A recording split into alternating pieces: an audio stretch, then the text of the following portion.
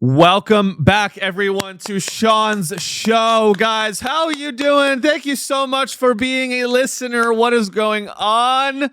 Hello, beautiful world. I'm here with Alex, the best producer in the multiverse. How are you doing, Alex? I'm good. How are you? I'm good. Alex was working hard. We now have made some adjustments to the studio. We now film in IMAX. We film in IMAX every episode. If you're just listening, I highly recommend watching the episode because you can see my beautiful face in IMAX 70 millimeter. Before we start the show, actually, there's going to be a guy doing a 15-minute speech talking about IMAX before the movie plays. I don't know if you guys are film buffs. That's a thing I've seen on TikTok lately is people filming the people that work at the theater to talk about the IMAX technology and how amazing it is and how privileged you are. You are very privileged if you are watching a movie in IMAX 70 millimeter. You get additional image. Wow. Wow. That's so cool. Did you guys know So all of the hubbub. Welcome to the show, guys. We have a lot to get to. I love art, and I love it when people make art. Don't get me wrong. But I think we need to hold our horses a little bit on the IMAX. I mean, you guys are doing tricks on it. Can I be honest about the IMAX rhetoric lately? You guys are doing tricks on it, and you need to stop. You are literally bouncing on it. And so is this normal versus IMAX? So let me get this straight. You guys are literally making entire documentaries about IMAX, and it's just a little more headroom. The entire IMAX rhetoric, I don't get it. It's like a little bit more headroom on the. Guys, if you're watching right now, imagine just zooming out. You see a little bit more of this plant. That's IMAX. You don't get it, bro. Sean, you just don't get it. You would say that. You have no appreciation for the arts. I love the arts. I went to a fucking Broadway. I'm in Brooklyn, bitch. Do not think that I don't have appreciation for art. But we also need to be honest. This is a show about honesty. And let's just be a little honest that, seeing a film in IMAX, it doesn't make you cultured. You are not, it's an exercise. The IMAX rhetoric is an exercise in elitism and separating yourself from other people. You would like to be, if you go to see it in IMAX, it's giving Bel Air. It's giving Hunger Games District 1. Seeing a movie in IMAX, it's giving District 1 Hunger Games. Okay? It's giving Ivory Tower, Larry Ellison champagne problems. Okay? So, go see The Odyssey in IMAX 70 millimeter. We are IMAX. So we're gonna have some fun, guys. We have a lot to get to. I have so much news that I've aggregated for you. Welcome to Sean's show. We are a news aggregator. That's how we do. We aggregate the news and we spew it back to you. That's what all media is now. Every single piece of media is a recombination, a reformulation, a regurgitation of another thing that's already been created. Okay? That's what the media industrial complex is. It's layers and layers of repackaging. So all of this show is another additional layer of repackaging on top of the New York Times. I'm really just how people say, "Oh, your startup is just a rapper." Your startup is just a ChatGPT rapper. Sean Show, we here at Sean Show, we are a New York Times rapper. and not R-A-P-P-E-R. There's a W in there. No, I'm very happy to be with you guys. We have so much to get to. If you are a new listener, hello. We have some new listeners. Hello, if you're a new listener. Hi, thank you for joining us. This is a big deal. We are on episode 150. 150. I've effectively been doing Sean's show for 3 years. 3 years I've been doing this show. And I'm happy to say that I have over 20 listeners. 20 listeners. 20 people listen to this, which is pretty phenomenal. So thank you. We are patreon.com/Sean Show. Go check it out as well. We do an extra episode every week. All right. Should we get to the news? We have so much to get to. Yeah, throw that up there. Why not? 150, guys. Give it up for me. 150. That's how do you measure 150 episodes? 2 failed relationships? 2 failed romantic relationships? 5 jobs? 3 apartments? 150 episodes. 1 handshake with Joe Rogan. Took me 150 episodes. I got to meet the man himself. I should say that my torso got to meet Joe Rogan because he's very short. Joe Rogan's head was at the level of my penis. And that's just a fact. That's how short he is. I'm 6'3". You understand? I'm 6'3". I'm 6'3". You wouldn't know it by me sitting. You only see me sitting down. I am a lot taller than Joe Rogan. I am substantially taller than him. That's a good image. I don't know who he's with, but that's what it felt like. And we have anyway. So it's been a long journey. And just anyway, we're done reflecting. I don't really pay attention to milestones. Milestones are really not that important. Yeah, whatever. My birthday's coming up. I'm pushing 30. Who gives a fuck? People are like, what are you gonna do something for your birthday? I'm a grown man. Are you gonna do something for your birthday? I'm a grown man. I'm a grown man. I almost forgot when my birthday was. That's how sad and lonely I am. Okay. All right, we kind of got off course. This has been a good start. All right, we have Zohran Mamdani.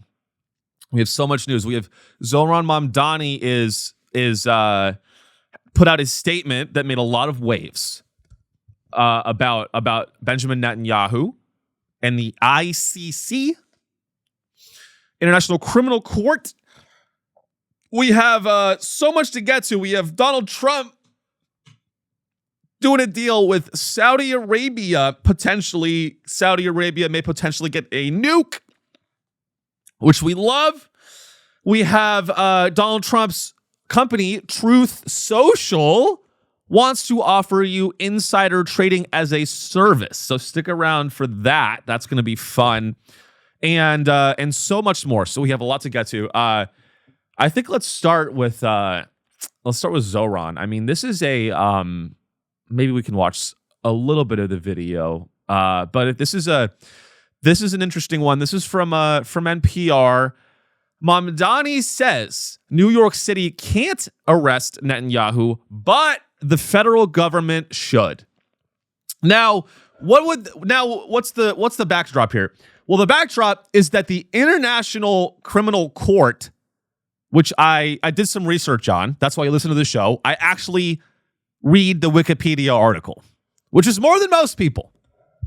Most people, they read the headline and they go, whoa. I spent at least 12 minutes reading about the ICC. Okay? That's why I add value. I'm adding value. If you guys don't know, the International Criminal Court is based in the Netherlands, I believe. I believe it's based in the Netherlands. And it's an international body that is funded by over 100 countries. And the International Criminal Court has, you may know this, the International Criminal Court, the ICC, has issued a warrant for Benjamin Netanyahu's arrest. And the context here is that Benjamin Netanyahu will be in New York City to attend the UN. I believe it's a UN the UN General Assembly in September. Thank you. Now, Zohran, now according to the ICC, Benjamin Netanyahu is a fugitive. And, obviously, Benjamin Netanyahu should be shot in the street. We all know this. But, Zohran wants to do it by the book, and New York City doesn't have the jurisdiction. And that is the word of the day, ladies and gentlemen. Jurisdiction is the word of the day. Who has jurisdiction? Jurisdiction is an Anglo-Saxon, European, colonial, white privilege word. Jurisdiction. You can almost feel the Harvard coming out of that word. Jurisdiction. You don't have the jurisdiction. As if, and again, here's how to parse this. The International Criminal Court. First of all, am I glad that they issued an arrest warrant? Yeah. Does the ICC exist mostly for optics? Yes. The International Criminal Court, and yes, they've convicted some war criminals. I looked it up. The ICC has convicted people and sentenced them to prison sentences. But do I have a lot of faith in the ICC to get Benjamin Netanyahu? Not exactly. You want to know why? Because the ICC issued an arrest warrant for Kony. Remember Kony? Remember Kony 2012? Remember that whole debacle? Remember Kony 2012? I mean, fuck, that was a long time ago now. Kony 2012, I don't even know how to begin explaining Kony 2012. Kony 2012 was it was like a social justice issue. I believe everyone loved Kony for 6 months. And then it turned out he was actually a horrible, violent, warmongering dictator. And the International Criminal Court, was he always... He was always bad. But the guy who started Kony 2012 went on a naked breakdown in the middle of the street. Oh, okay. Kony 20. Thank you. So Kony 2012, he was always a bad guy, but the guy that started Kony 2012 was also bad, or crazy. He was eccentric. Okay. So Kony. Anyway, why am I talking about this? The International Criminal Court, they've had an arrest warrant. The International Criminal Court has had an arrest warrant out for Joseph Kony, since 2005. And they haven't gotten him yet. Guys, the ICC, they can't even get Kony. What makes you think they're going to get Benjamin Netanyahu, the prime minister of fucking Israel? They can't even get Kony. Kony is in the Central African Republic. He's being guarded by 12, 14-year-olds with AKs. And they can't get Kony. Is this from the ICC? Yeah. This is. Could you read this, Alex, or punch? So arrest warrant issued in 2005. Next step, 9th of September 2025. Confirmation of charges, hearing in absentee. Okay, so 2005 to 2025. So they issued an arrest. So the ICC issued an arrest warrant in 2005. By 2025, they had confirmed that in absentia, right, which means that he was not present, which means they don't have him in custody.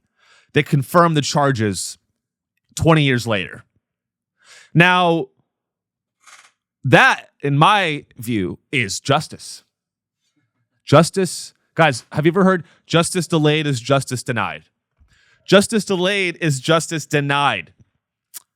And the ICC, again, I'm not trying to like discredit them. I'm glad that the ICC is humanity's best attempt to deliver justice to the world's worst people. And the sad reality is we live in a world where the world's worst people do not get justice. The people do not get justice. Hitler killed himself. Actually, he's still alive in Argentina. No, I'm kidding. Hitler did a Holocaust, and he's hanging out at a bungalow on an island off of the coast of Argentina. I'm kidding, guys. I'm kidding. He killed himself. You know, I'm so embarrassed. I actually thought at one point that Hitler shot his wife and his kids and then himself. Is that true, Alex? You're my fact checker. Well, he didn't have kids. Oh, right. That's what. But I think one or the other. I think like that was like Goering or someone who did that. Oh, okay. Gotcha. But anyway, my point is the ICC, it's the International Criminal Court, the UN, the ICJ. These are largely institutions, I think, that have. That's our attempt. A failed attempt, but a commendable attempt. The ICC is a commendable attempt by democracies across the world to deliver justice to people that commit horrific acts of aggression, genocide, etc. And so, I just don't have a whole lot of faith that I'm very, it's a matter of jurisdiction. I love that. And I want to go back to the word jurisdiction. I love that jurisdiction gets to be the linchpin for whether or not a man is tried for war crimes. So it's like it's about jurisdiction. If you're in the Central African Republic or you're in South Sudan or Israel, you can do war crimes because it's a jurisdictional issue. You have to understand. It's illegal. You have to understand that it's illegal to starve people. If you're a world leader and you are at war with another country, and when you're at war, you make policy to starve the people in the country that you're at war with. And war is a nice way of saying a genocide. But let's just say war. So I don't know if you guys know. We actually starving people is. I don't know if you guys know. Starving millions of people is actually a crime. It's actually against the law. It's against the law to starve people, and the Hague, like that's another the Hague.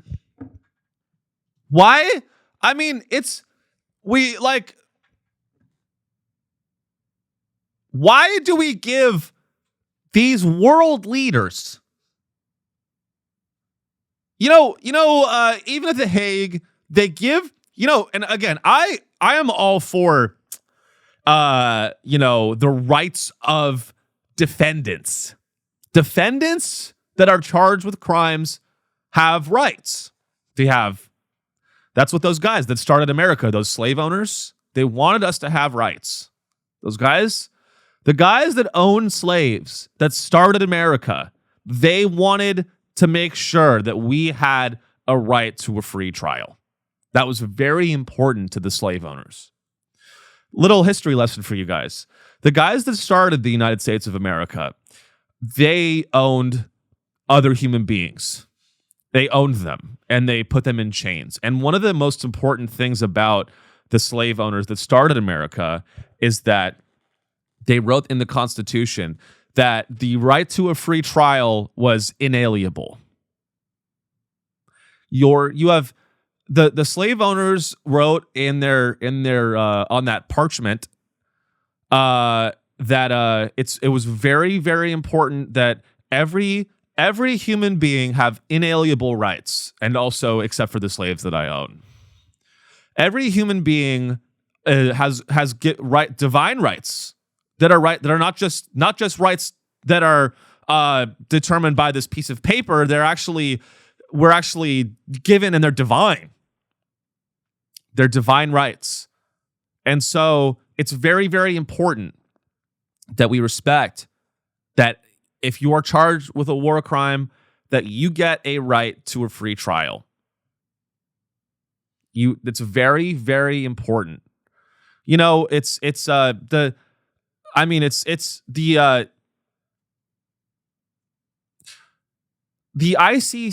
is seen in one lens,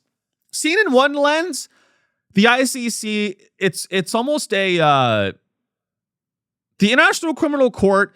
It's giving no king's protest. Is that too much of a leap? Let me cook on this. Let me cook. It's episode 150. It's time to get you assholes to stop listening so I can move on with my life. I should just do all my worst takes. That's all. That's kind of that's what I've always done. I'm staying true to what. This is coming from the heart. The ICC, it's giving no kings. Remember the no kings protest a couple months ago where everyone went out and did everyone marched around the country. The No Kings protest was mostly white women that worked at Salesforce putting on sunscreen. How much sunscreen was sold the day of No Kings, the day before? The No Kings protest, it doesn't go far enough. The No Kings protest, it feels like they call it a pressure release valve. I kind of agree with that. I'm sorry, guys. There's no teeth to it. There's no teeth to it's all talk. And that was my point with Kony. The ICC charged Kony 2012 with war crimes in 2005. And in 2025, the charges were solidified. They can't get him. The ICC has no teeth. The money and power, that is the law. That's what I'm trying to say it's all theater. It's all theater. It's all theater. The ICC has no fucking teeth. They're funded by Japan and Germany, which, need I remind you, were Axis powers. The ICC is the largest financiers. The largest funders of the ICC are Germany and Japan. And I'm not sure if you're familiar with Japan and Germany. They've done a lot of international crimes. The Japan and Germany fund the ICC, and they're also notorious for doing ICs. They are also notorious for, and I get, that's why they do it, right? They're like, oh, well, we fucked up bad, Hitler or whatever. We fucked up really bad. So we are going to be the largest funders of the International Criminal Court. Anyway, so Zohran comes out. Maybe we could watch a little bit of this video.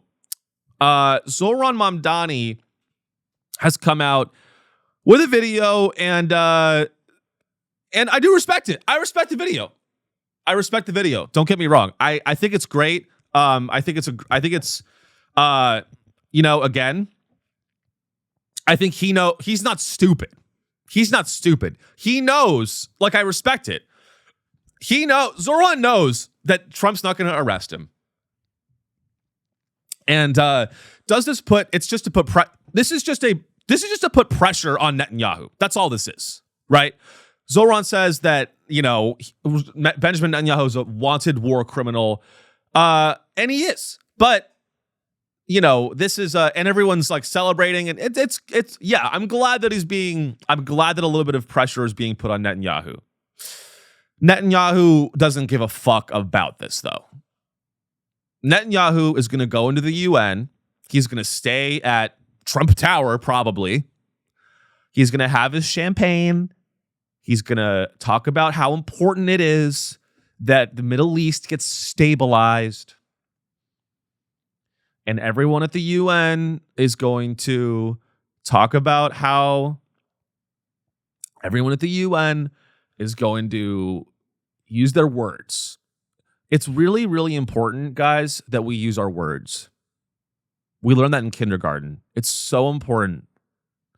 It's so important that when you're dealing with someone that's committing a genocide is that you make sure that you're in the right jurisdiction. You need to be in the right jurisdiction. If you're not in the right jurisdiction, then you're no better than Benjamin Netanyahu. Is that the idea of a Western? Is that really the best? The Western civilization, which is supposed to be so great, is that the best we can do? You know what? I think it's time for Western civilization to take some notes from Saudi Arabia and just start killing some people. They go, oh, well, the reason that Western civilization is so good and what separates us from the savages and the rest of the darkness of the rest of the world is that we care a lot about jurisdiction. That's what separates the West from everyone else, is that we follow the law. We follow the law. And if the law doesn't say that we can arrest Benjamin Netanyahu, then I guess we can't. And it's very important that we follow the law. Who wrote the fucking laws? Why doesn't New York City have the jurisdiction to arrest Benjamin Netanyahu? Because the laws were wrote by a bunch of fucking war criminals. And need I remind everyone that every world leader is a war criminal. Every world leader is a war criminal. Every president that's ever existed has done a war crime. Okay? And I know that's unpopular to say, but every single one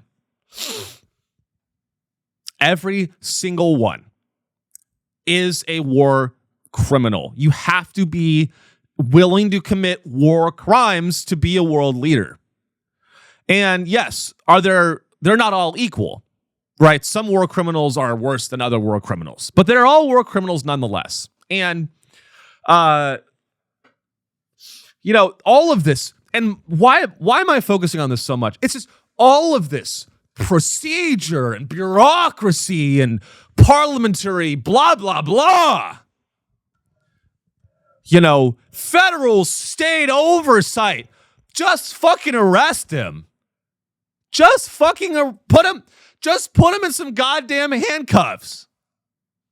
Oh, well, what kind of precedent does that set? It sets the precedent that we arrest people that starve millions of people. Is that so bad of a precedent to set? We don't want to set the wrong precedent. Well, if we arrest Benjamin Netanyahu in New York City without having the right jurisdiction, it's going to set the wrong precedent. Fuck that shit. Precedent is white liberal. It's white fucking that's a colonial word. Precedent is what politicians use to weaponize the law in their direction and nothing more. Honestly, guys, if you're not doing this, please rewatch House of Cards. I'm rewatching House of Cards, and it's never been more relevant than right now. I watched this one episode where all politicians, all they do is they talk to their lawyers and they go, find something in the court case law that we can use to do this thing I want to do. That is what precedent is. You know, court precedent. Kevin Spacey, amazing actor. Tragically, that was bad. You don't even let me finish my sentence. Tragically, he victimized so many people. He's a monster. He is a monster. Great actor, also a monster. I don't know. This is kind of an all over the place, guys. But I guess what I'm trying to say is like, is that, you know, allowing Benjamin, we are going to allow Benjamin Netanyahu to go to New York City and go to the UN, and it's going to be a very high profile thing. I'm sure there will be many people protesting his arrival to the UN meetings. And you know, I think it's time. I think that if we want things to get better quickly, we need to start playing a little dirty and start hitting below the belt a little bit. You know, like I don't know. Remember when Hillary Clinton, or was it Kamala? It was like Kamala Harris was like, when they go low, we go high. That was a mistake. That was a fucking mistake. That, I don't know. I think I believe it was Kamala Harris. They probably both have said it. Or was it it was Michelle Obama? Wow.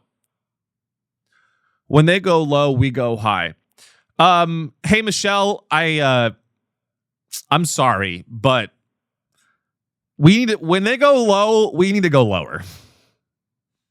When they go low, we need to go lower. You know, I honestly think that the federal government has broken the law and violated the law so much. Can't we do it this one time? Can't we have one time where we just arrest the fucking guy that's bad? Can't we arrest the guy that's bad? I mean, come on. We can't do it because it's a federal.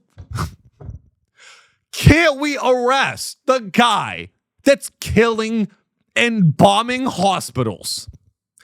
We can't arrest the guy. We can't, guys, I'm sorry. It's out of my hands. Imagine a guy goes into your house and you have evidence that guy went. Let me just do a hypothetical for you guys to help. Let's do a little hypothetical to help us all visualize and understand what's really going on with this Benjamin Netanyahu ICC situation.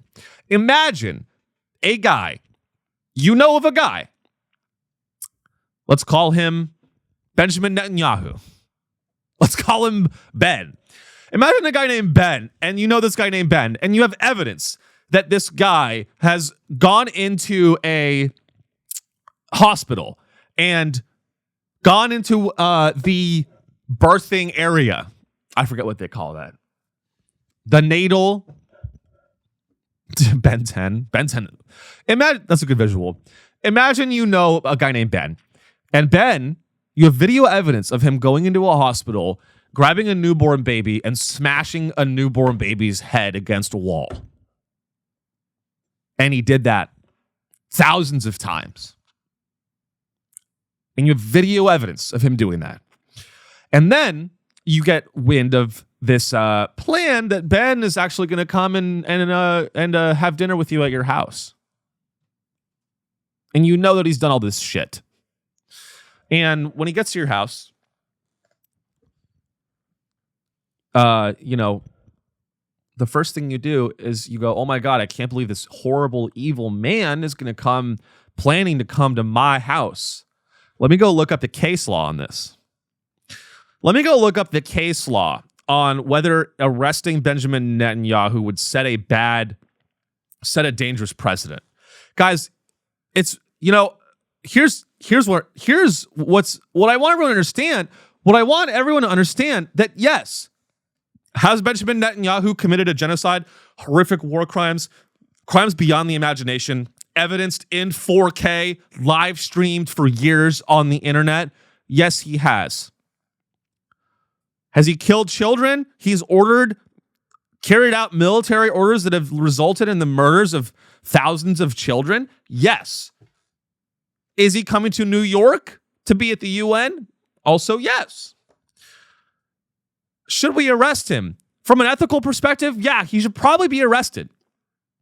But I know the babies are dead, but you have to think about the precedent. I know Benjamin Netanyahu has killed children. And I know he's coming to New York City. And I know we want to arrest him, but what's really important, guys, is that we don't set a dangerous precedent. God forbid we break. God forbid we break the law a little bit. God forbid.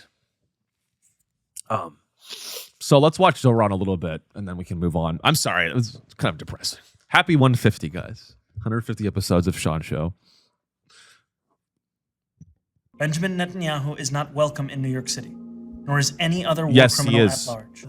This was a video posted by New York City Mayor Zohran Mamdani on social media late on Tuesday, accusing Israeli Prime Minister Benjamin Netanyahu of war crimes and genocide in Gaza. In the video, he references an arrest warrant issued in November 2024 by the International Criminal Court, accusing Netanyahu of crimes against humanity in connection with the war in Gaza. The world's top crime court's warrant did not mention genocide. The warrant said there was reason to believe Netanyahu and former Defense Minister Yoav Gallant have used starvation as a method of warfare by restricting humanitarian aid, and have intentionally targeted civilians in Israel's campaign against Hamas in Gaza. You can pause. I mean, it's they don't even. So the case, the ICC case, doesn't even mention genocide.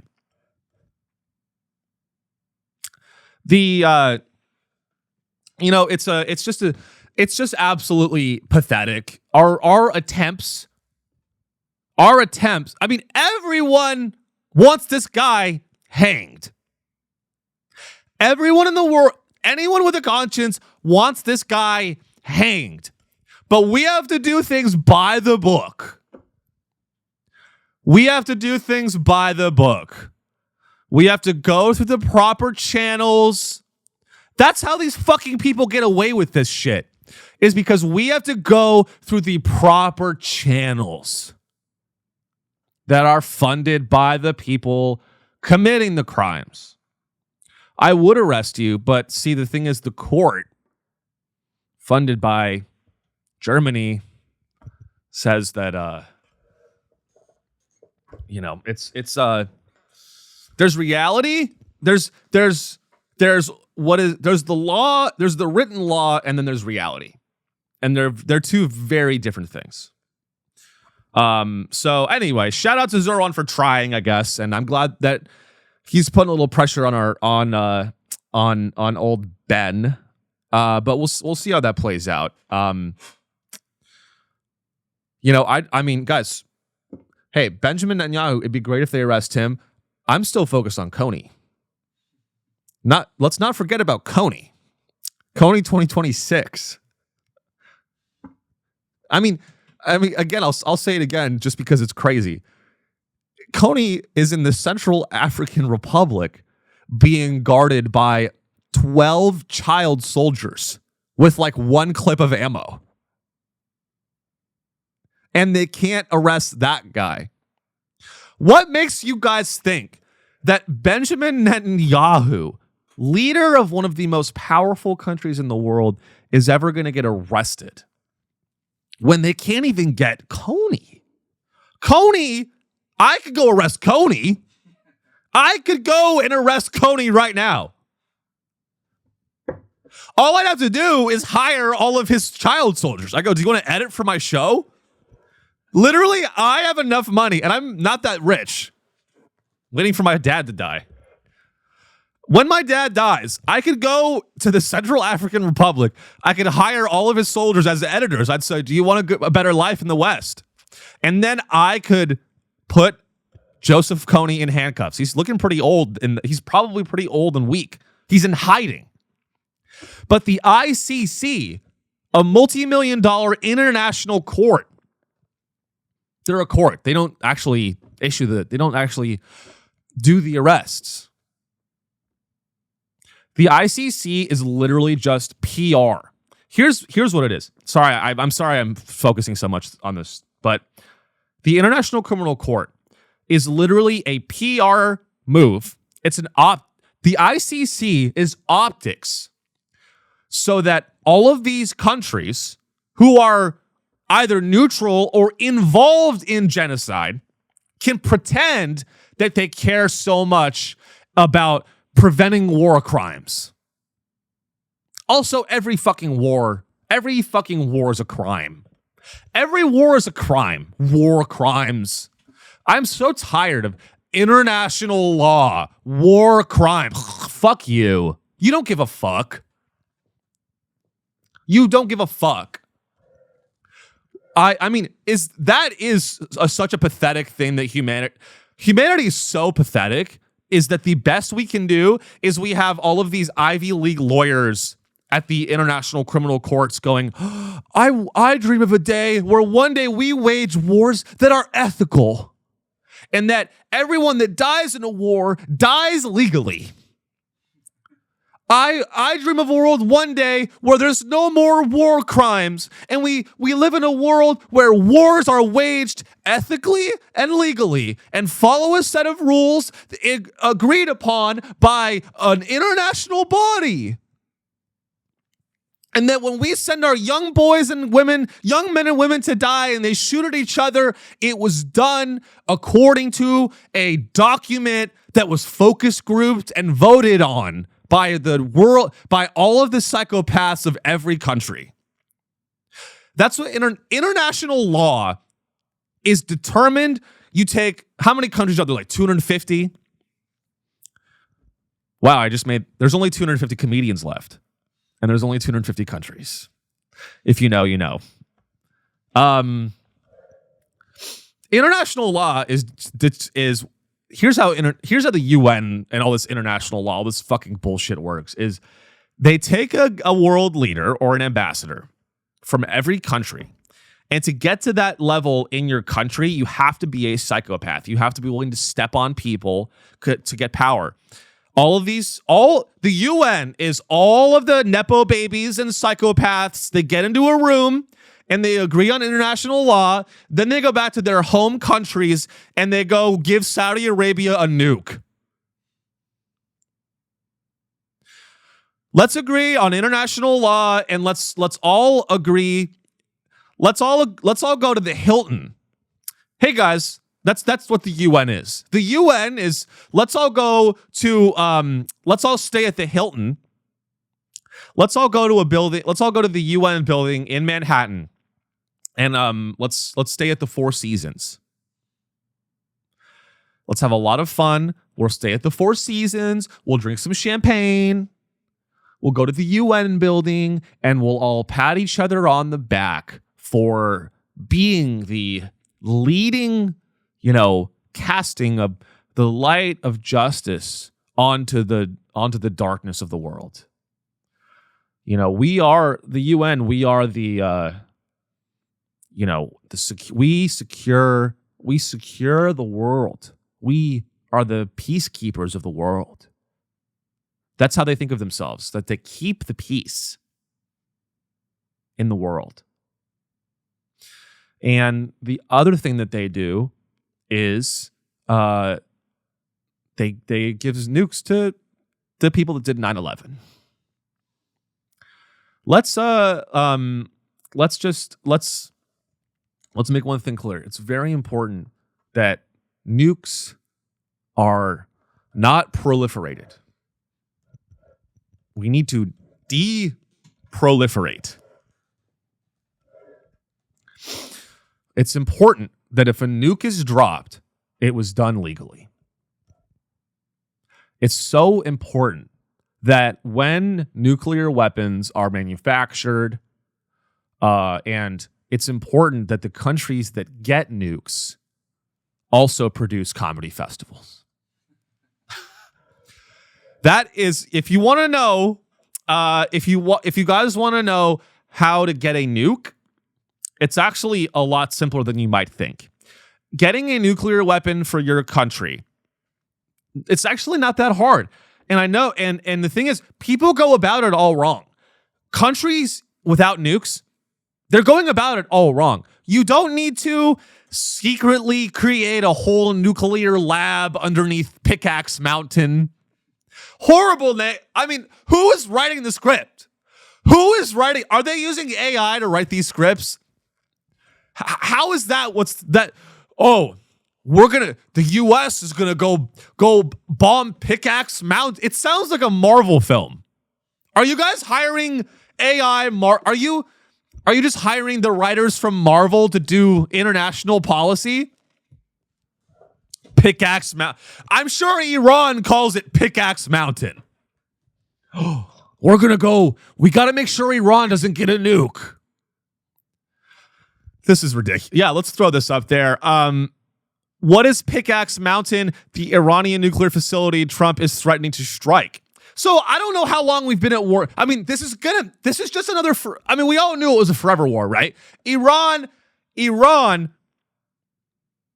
has always had, Iran has nuclear ambitions, and they always say, Iran cannot get a nuke. And that's why we had to go, and unfortunately, they're using the Strait of Hormuz as leverage to inflict pain on us, but we need to endure that pain to prevent Iran from getting a nuke. And by the way, also, Jared, Trump's entire inner circle is making billions of dollars on defense contracts involved in this war. It's really, really important. Guys, I don't know if you understand how dangerous it would be for Iran to get a nuclear weapon. I don't know if you guys truly understand what that would mean. If Iran got a nuclear weapon, the consequences would be terrifying. If Iran got its hands on a nuclear weapon, they may, and I hate to say it, they may actually become a democracy, and we cannot have that. If Iran got a nuke, they may have enough leverage to utilize the resources of their country in a free market way. And that is so important that we don't let that happen. If Iran gets a nuke, they may have enough leverage to stand up to the sanctions of the West and create a GDP and an economy independent of Western influence. And if that happens, then the United States, it would be devastating. The United States would lose its hegemonic power. No one wants that. Jared Kushner might lose some money. If Iran gets a nuclear weapon, Jared Kushner might lose some money. Donald Trump Jr. may lose some money. And we can't have that. Okay? That's why we have to bomb Pickaxe Mountain. Do we live in Narnia? We have to bomb Pickaxe Mountain. Shut the fuck up. They're making a nuke in Pickaxe. They're not even trying anymore. They're not even trying to lie in a creative way anymore. Pete, that is so fucking sad. At least back in the day, they would go, oh, Iraq has weapons of mass destruction. We got to go in there because Iraq has weapons of mass destruction, blah, blah, blah, blah. They repeated that lie enough times that we all believed it. At least it was, okay, let me draw a little parallel right now. Let me draw a little parallel. With the war in Iraq, they said they have weapons of mass destruction. We have to go in there. It was obviously a lie, but it scared enough Americans because it was believable and it felt like a Christopher Nolan film. It felt intentional. It felt smart. It felt like there was effort behind the lie. Right? Weapons of mass destruction. It sounds really scary. And they use that fear to send all these soldiers to their deaths. And so that a bunch of warmongering, autistic tech billionaires could make a bunch of money. Right? But at least it was something that was like, scary and believable. And now in the era of Trump, in the Trump era, it's the Trump era. It feels like a remake. It's a remake. The war in Iraq, to me, the war in Iraq was an original. It was like the Odyssey. It's an original IMAX film. Okay. The war in Iraq, it was a new idea. It was high concept. Okay. It was an original script that was bought. It was the war in Iraq, it was A24. You know what I'm saying? It was Breaking Bad. It was Seinfeld, who was a pedophile. But the show was great. You got to admit the show is good. Seinfeld, Breaking Bad. That was the war in Iraq. It was unique. It was refreshing. It was something new, right? There was a story behind that. Saddam Hussein, weapons of mass destruction. Unique, engaging, entertaining. And now, just like Hollywood, the Pentagon has run out of new ideas. Just like Hollywood, the Pentagon has run out of new ideas. They go, all right, well, what worked 10 years ago? War in Iraq? Okay. Weapons of mass destruction? Okay. And now what we have is a shitty, half-baked, AI-generated remix of the war in Iraq. And the title of it now is Pete Hegseth and Pickaxe Mountain. Now it's Pete Hegseth and the fight over Pickaxe Mountain. It's a bullshit PG-13 Marvel AI slop junk trash. You're not even dying for anything that matters anymore. Quantum Mania. God.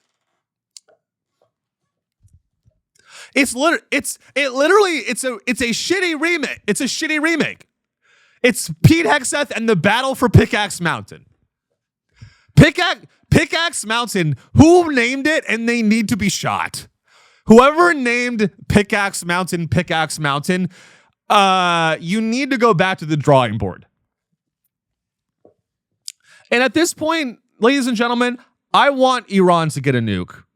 I'd rather let Iran have a nuke than Saudi fucking Arabia. Saudi Arabia so let me get this. I mean, like, where is the logic? There is no logic. That's the answer. There's no logic. There's no logic to the logic of the U.S. international policy there's absolutely no logic to it. The logic of United States international policy right now is cash. How are you going to make me some cash? Right? It's not about keeping the peace. If the peace is kept, it's a convenient outcome from a profitable deal. That is how it works. And that's why Saudi Arabia gets to have a nuke. Ladies and gentlemen, give it up for Saudi. Guys, Saudi Arabia did 9/11 and they get a nuke. Saudi Arabia. So we go to war with Iran and we send US soldiers to their deaths. Because we are that desperate to prevent Iran from developing a nuke. And then this story pops up. We've been in a war with Iran. We're getting the price of oil is through the roof. It's back to $95 a barrel. Everyone is hurting.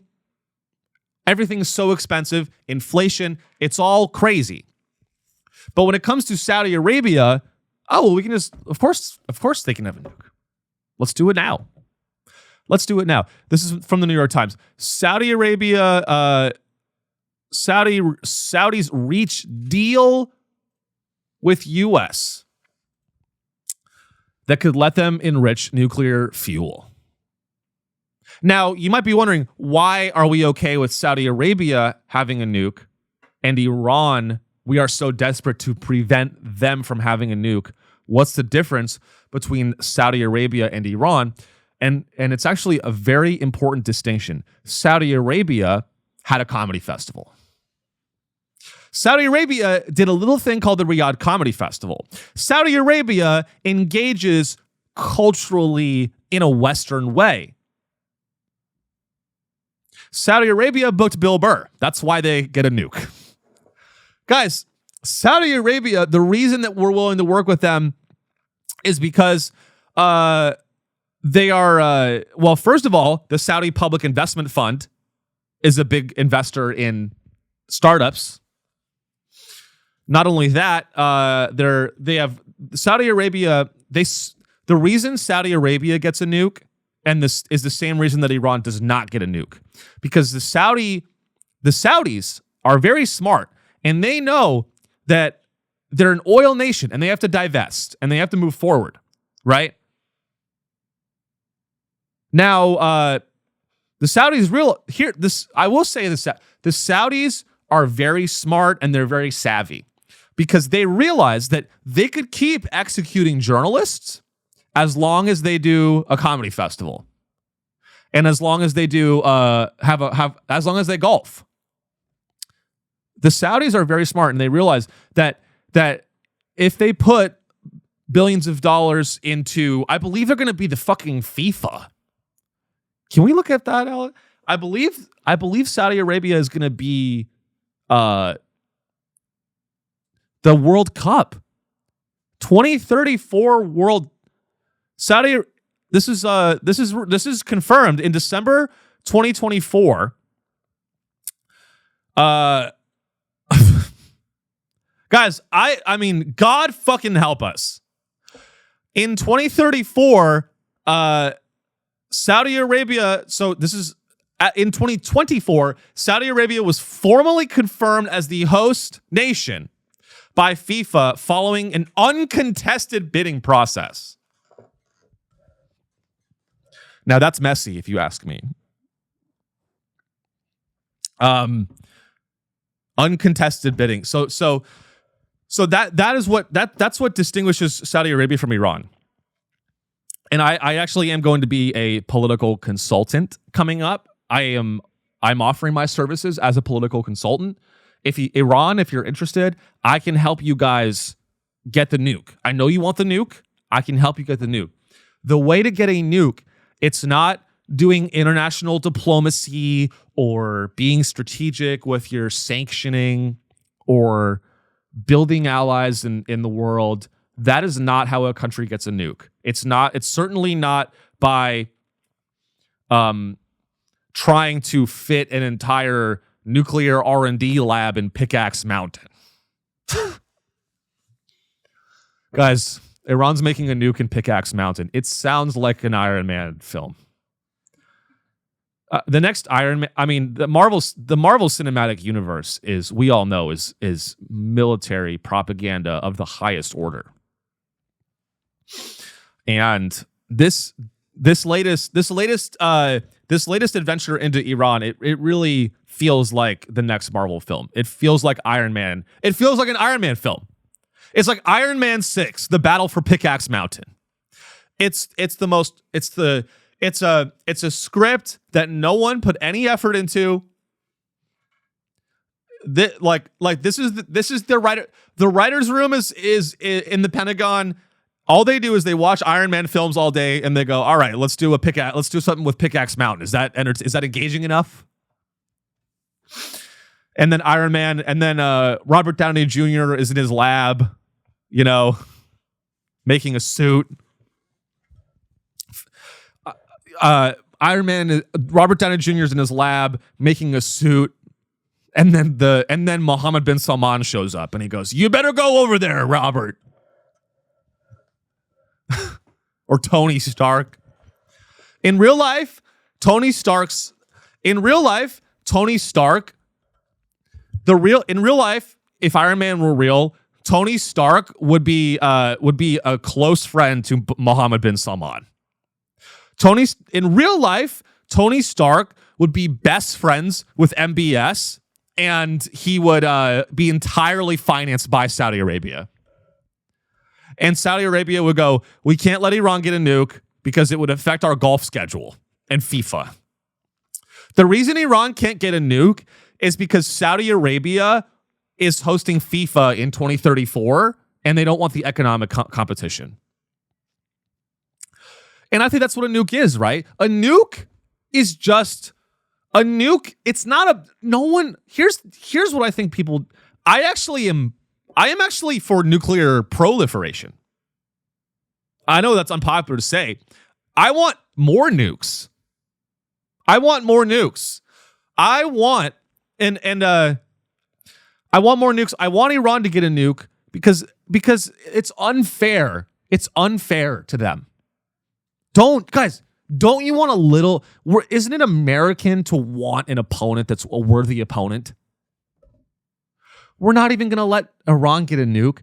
They have no chance at anything. If Iran gets a nuke, then they're going to get a little bit of leverage. Let's give them a little bit of leverage and shake it up. Can we shake it up? We need to shake it up. We need to let Iran get a nuke, because then the only and if you really think about it, the only way. Here's the crazy conundrum that we're in as a country. The United States and Israel, allegedly, their purported plan is that, well, we want to spread Western civilization and we want to spread Western values and democracy across the world. We want to obliterate theocracies. We want to allow gay people to get married in Iran and hopefully Arkansas someday.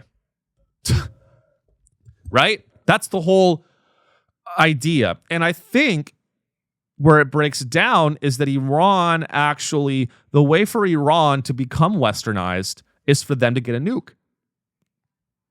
If Iran gets a nuke, I think here's if I had to, psychoanalyze Iran as a culture, as a country, I think it's this way. I think Iran is a theocracy because they're afraid, because they're poor. And when you're poor, you get scared, afraid, and you start dividing, and you start to look to invisible gods and the Quran or whatever. You start to look to books for the truth. If you let Iran get a nuke, then they'll get enough leverage to make their economy better. Okay? Who's this? It's Sigmund Freud. Oh, this is Sigmund. I am. Oh, I want to, honestly, if I could go back in time, I would do some coke with Freud. And I'd be like, yo, let's double team your mom. He wanted to fuck his mom, right? Fucking weirdo. Anyway, yeah. So the reason that Saudi Arabia gets a nuke and Iran doesn't is because Saudi Arabia is embedded and invests and co-invests. I'm the only comedian that knows about private equity. Thank you. So here you want to really pull back the curtain. Here's me pulling back. Here's the real pulling back of the curtain on why Saudi Arabia gets a nuke and Iran does not. It's because the Saudi Public Investment Fund co-invests with Donald Trump's inner circle. Okay? The Saudi Public Investment Fund is intertangled and interweaved with Jared Kushner. Probably, I'm just talking shit. I believe they're very close. They've wanted to do projects together. Saudi Arabia It's not about values. Let's make one thing very clear. Saudi Arabia isn't getting a nuke because their values and ethics are aligned with the United States more than Iran. Saudi Arabia, they murder fucking journalists, right? They're an oppressive regime just like Iran is, if you want to call it that. They're a repressive, misogynistic theocracy just like Iran. So why does the Saudi Arabia get a nuke and Iran doesn't? It's because the Saudi Public Investment Fund, and it's because Saudi Arabia, they're friends with Donald Trump. They are friends with the Trump family. That is the fucking reason.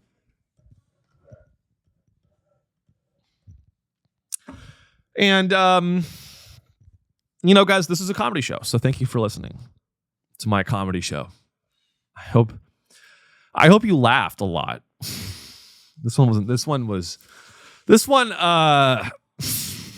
think it was funny. Shout out to Bill Burr. Shout out to every comedian that did the Riyadh Comedy Festival. You guys helped Saudi Arabia get a nuke. Shout out to every single comedian that did the Riyadh Comedy Festival. You helped Saudi Arabia.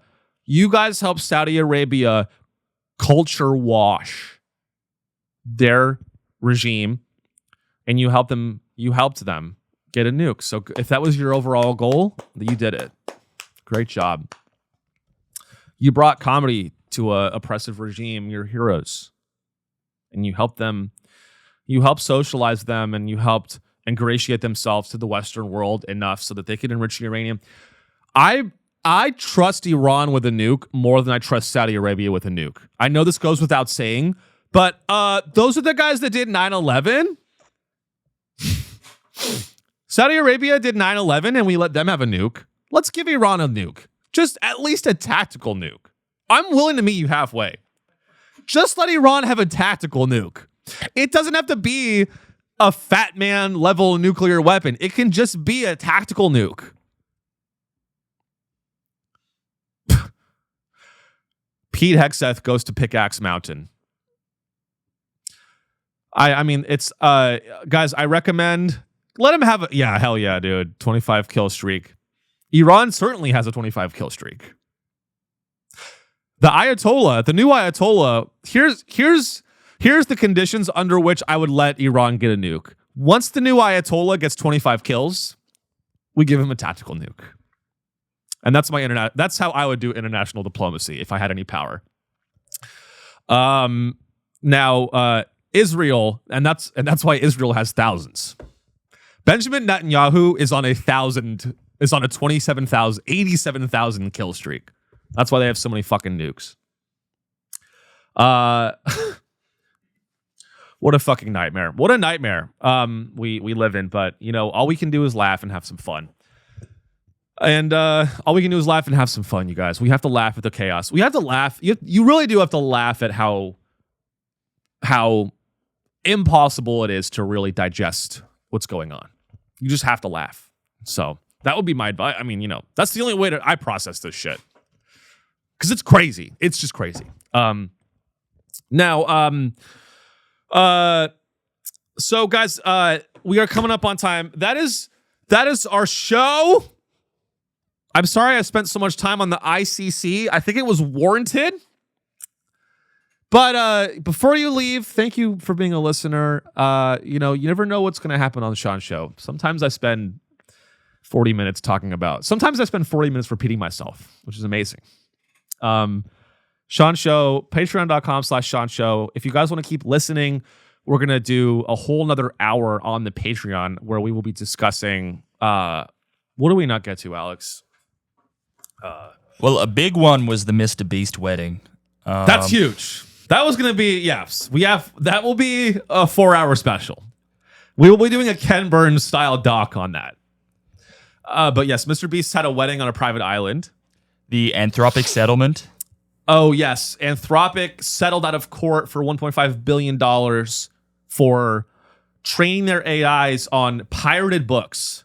So I'm already feeling anger about that, but we will talk about that. Yeah, some of the AI hacking OpenAI missed sales goals, the AI summit coming up, and the Truth Social API news. Oh, that's a big one.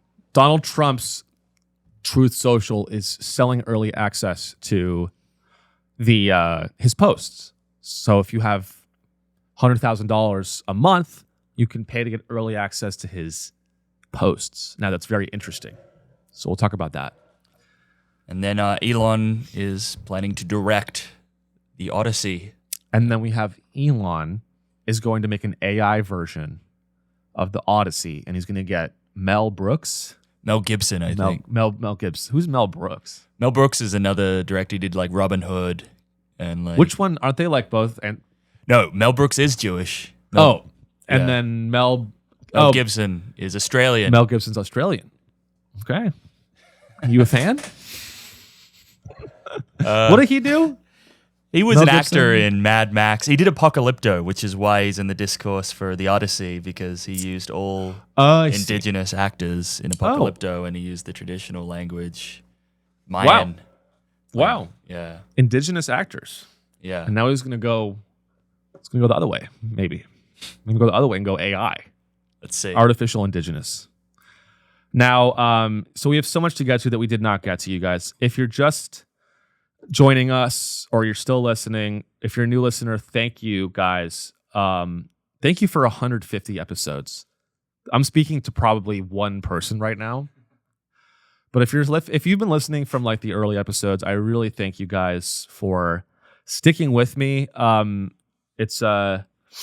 guess I've been doing this for 3 years. I can't believe it. It feels like I just started the show. And we are only getting bigger. That's why I say in the mirror. We are only getting bigger, so the show only continues. Sean Show forever. Thank you to my industry plant. We have a plant. We have so much more to do. And so thank you. This is a big moment and a big milestone. So I'm genuinely very appreciative. And if you guys could just do one thing, please give me a review on Spotify or Apple Podcasts. Like the show, just like the episode. It helps. Subscribe, comment.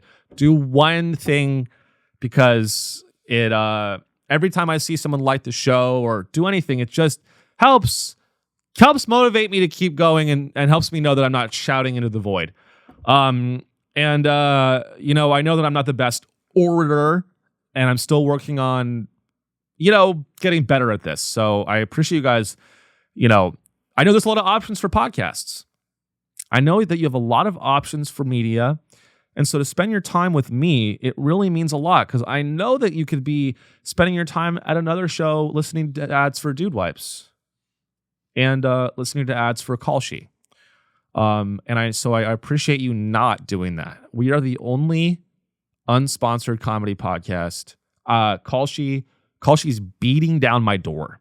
I want you to know, Kalshi's emails me every day and they go, "You want to do a deal? Do you want to do a deal?" And every day I go, "The power of Christ compels you."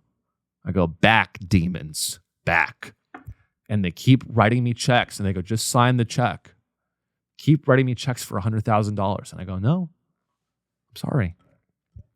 You want to know why? I care about the truth. I care about being objective. And most importantly, I care about Israel. So if you care about Israel, please give me a review. If you care about defending the only democracy in the Middle East, then you're in the right place.